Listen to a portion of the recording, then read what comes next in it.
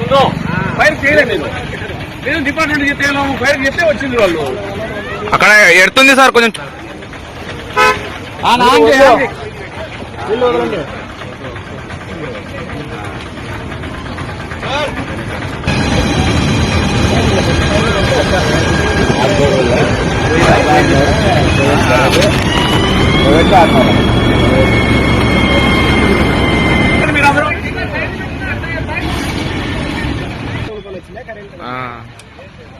అది వీళ్ళు టైర్ కాలిపోతుంది ఆడ.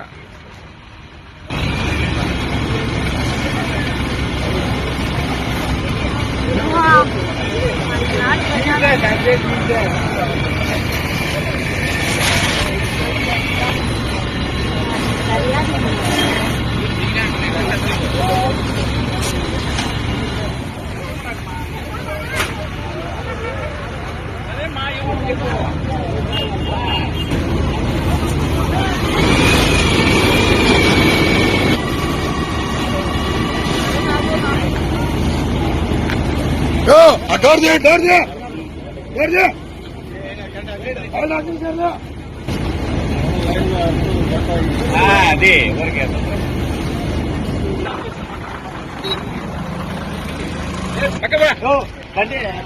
पानी सैरन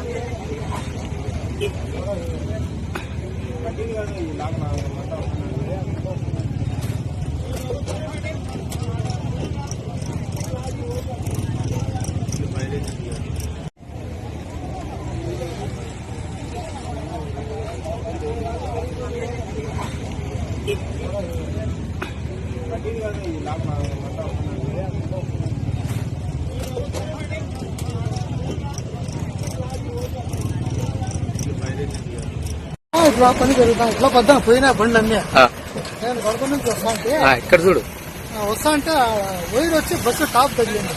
అయితే ఇట్లా పోయినా బస్సు అన్ని సర్వీస్ వాడి చూడు ఇంత సర్వీస్ చూడండి.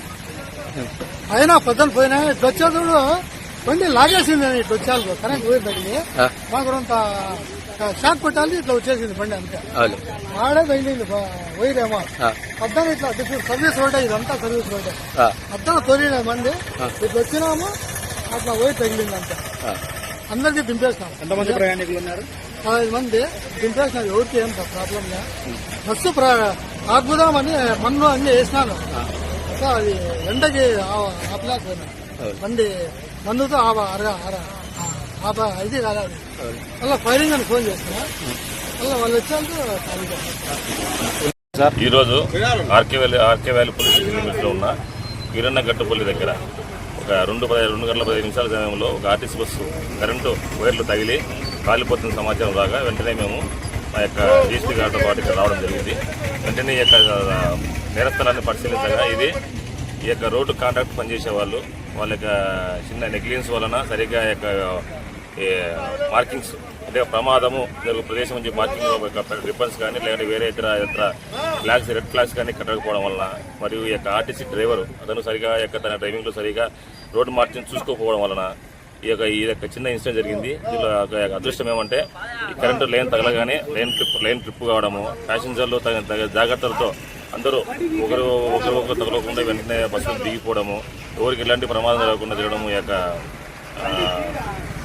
ప్రజల యొక్క అదృష్టము. ఈ నెక్స్ట్ భవిష్యత్తులో ఇలాంటి ప్రమాదాలు జరగకుండా ఈ ఆర్ఎన్బి నేషనల్ హైవే అథారిటీస్ కానీ మన ట్రాన్స్కో ఆఫీసర్లతో కానీ అదేవిధంగా రోడ్డు సంబంధించిన కాంట్రాక్టర్తో కానీ మీటింగ్ పెట్టి నెక్స్ట్ ఫర్దర్ ఇలా జరగకుండా కూడా మేము తగు సూచనలు, సలహాలు, ఆదేశాలు కూడా ఇస్తామని తెలియజేస్తున్నాం. Okay sir.